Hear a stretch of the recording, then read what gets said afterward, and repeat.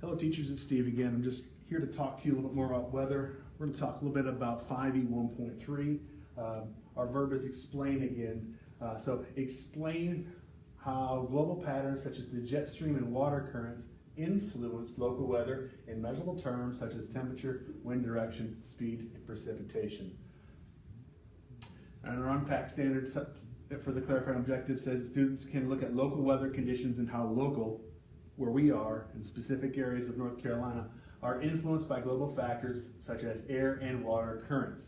So we're going to get into the air and the water. We need to understand, our students need to understand which ones are air currents, which ones are water currents, and how they are affecting us.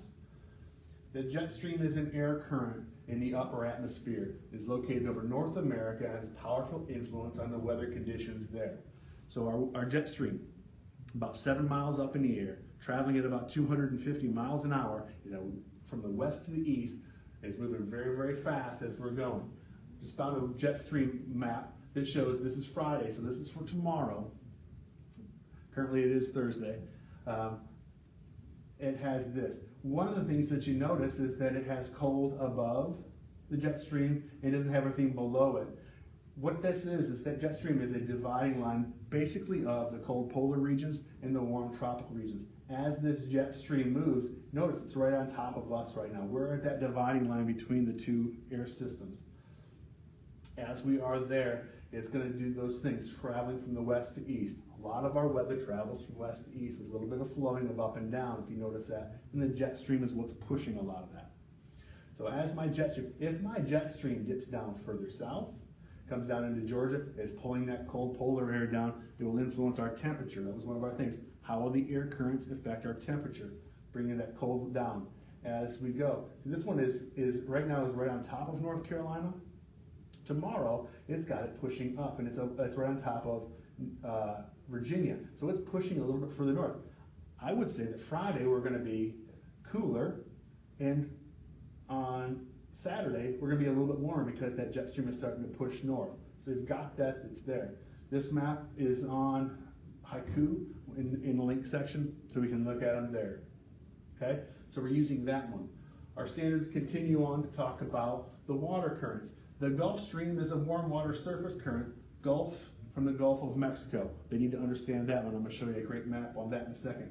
It is a warm water surface current in the Atlantic Ocean, in the eastern seaboard, that moves up from south of Florida, up the eastern seaboard, and across the Atlantic. The Gulf Stream moderates weather along the eastern seaboard, warming the air and the land during the cooler months. So this is the one that we talk about with our windy map. If we look at this, we pop down we look at our features, and under waves, we have a shot at getting currents. So if I hit currents, it now comes up and shows me my Gulf Stream coming from the Gulf of Mexico, south of Florida, just like the standard said, up the eastern seaboard. We call it the East Coast. They use the word seaboard. I'm going to use them interchangeably with my students so that they're used to hearing both. Right up along North Carolina and travels across to where they get to Europe, actually. Our traders way back in history used to get into that current, much like Nemo used to get into that Australian current, fast-moving water current, to be able to travel faster. Our traders used to jump into this as they were in their trading ships and take that to get back to the west, or back to Europe to pick up more goods for their travels back and forth. So this is a fast-moving warm water current. Notice that it's right here along the side of North Carolina. If I go back to temperatures, and I look and make this larger, I notice that my temperatures along the coast are a little bit warmer than they are off in North Carolina, further inland. In the wintertime, it said in the wintertime it moderates the temperatures. So when we're getting colder temperatures, it's 3 to 5 degrees warmer along the coast because of that warm water current that comes right up by it. If we watch that in the wintertime, we're able to see that one. So that's what's causing us to have those moderate temperatures, because of that warm water coming from the Gulf of Mexico up the eastern seaboard, eastern coast, to help that out with our weather. Our standards then go into talking about, in the Pacific, there's an oscillation of water temperatures known as El Nino and La Nina. Oscillation. I think of an oscillating fan that moves and comes back. It moves and comes back. El Nino will go away. La Nina will take over. La Nina will go away. There'll be times when there's neither one of them. So it's going to go away and come back. The oscillation impacts the climate of North and South America for long periods of times. What we need to understand about El Nino, there's so much research that says so many different things. It's very complex.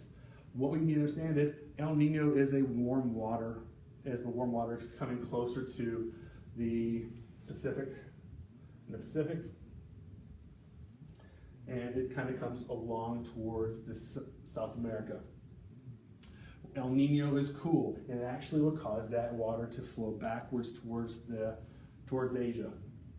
So cooling water and warming water, they need to understand which one is which. El Nino is that warm water current, and La Nina is the cool water. Debates whether or not it's a current or it's just a movement of water. There's other words in there that are used, but for us we need to know that El Nino is warm water and that La Nina is cold water. The other piece that we have is to know that hurricanes are major storms that form in the warm ocean water and are caused by global weather patterns. Look at temperatures, and I'm going to pull this over here so we can look at, as we're talking about global, our hurricanes that impact us in North America come and form off the coast of Africa from that warm water. This is at the equator. This is where all the heat, the solar energy, the radiation impacts here. We get the most heat, most thermal energy here on that water. And as that's there, we get a low pressure onto it, and it'll start coming to us. We need to have the warm water to have a hurricane. Warm water, okay? So as we're looking at our temperatures, looking at our patterns, we just need to be able to understand a few of these things and use them to be able to predict our weather, be able to explain how these things impact what we do, and how we can utilize that data, that information, to help us to be better at predicting weather conditions for our location and our time.